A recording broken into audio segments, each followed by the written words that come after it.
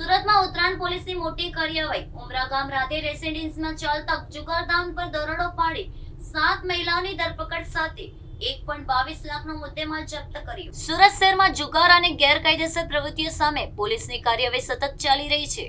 તે જ ક્રમમાં ઉત્તરાયણ પોલીસે મોટી સફળતા મેળવી છે. ઉમરા ગામ વિસ્તારમાં આવેલી રાધે રેસિડેન્સીમાં જુગારધામ ચાલતો હોવાની બાતમી પોલીસને મળી હતી. બાતમીના આધારે પોલીસ ટીમે તાત્કાલિક સ્થળ પર દરોડો પાડ્યો હતો. દરોડો દરમિયાન ફ્લેટમાં જુગારની પ્રવૃત્તિ ચાલી રહી હોવાનું સામે આવ્યું હતું.